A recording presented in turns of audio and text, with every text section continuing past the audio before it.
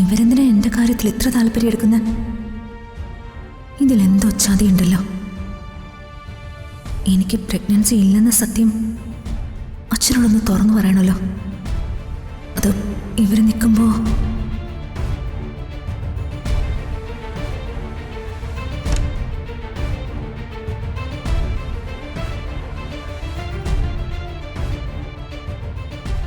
ദൈവമേ, ഇവള് ആ കാര്യം ഇവനോട് തുറന്നു പറയാനാണോ വന്നത്?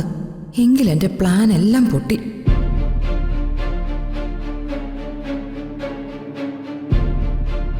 അച്ഛാ, മോളെ, നിന്റെ കാര്യത്തെക്കുറിച്ചുള്ള ആലോചന എവിടെ നടക്കുന്നേ? ഞങ്ങളൊന്ന് പറഞ്ഞു കഴിയട്ടെ. അങ്ങനെയാണെങ്കിൽ പ്രതാപ, നമുക്ക് അധികം ആളുകളെ ഒന്നും വിളിക്കണ്ട.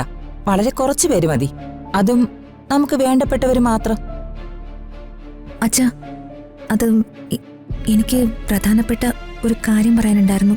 അതിലും പ്രധാനപ്പെട്ട ഒരു കാര്യം ഇവിടെ സംസാരിച്ചുകൊണ്ടിരിക്കുകയല്ലേ? മുതിർന്നവർ വർത്താനം പറയുമ്പോ ഇടയ്ക്ക് കയറിട് നിന്ന സാമാന്യ മര്യാദ പോലും നിനക്കില്ലേ?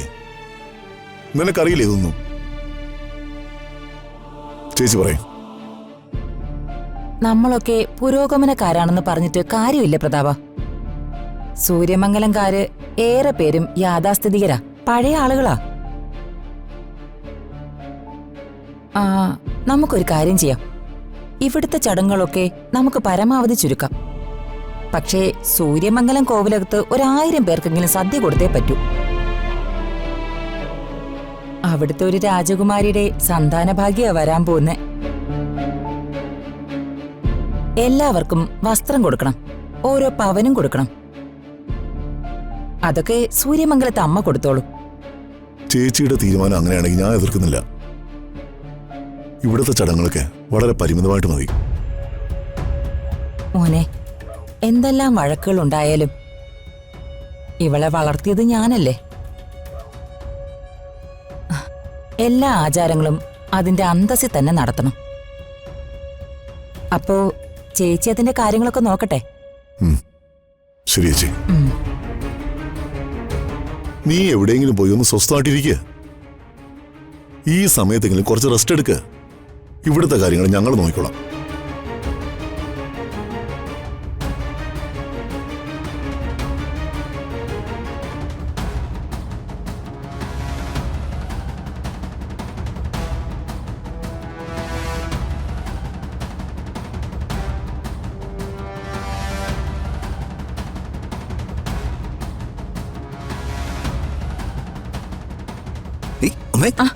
ബഹുമാനപ്പെട്ട അംബികവർമ്മ നിന്നേ.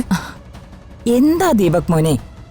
അവള് ഗർഭിണിയല്ല എന്നുള്ള ന്യൂസ് ഞാൻ വന്ന് അറിയിച്ച ഉടൻ തന്നെ ഒരു മഹാഭാരയ്ക്കുള്ള ഐഡിയ അമ്മയുടെ തലയിൽ എങ്ങനെ ഉദിച്ചു?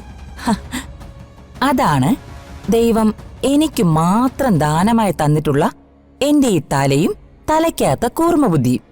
അല്ല, എത്ര പെട്ടെന്ന് അമ്മയുടെ തല വർക്ക് ചെയ്യുന്നേ.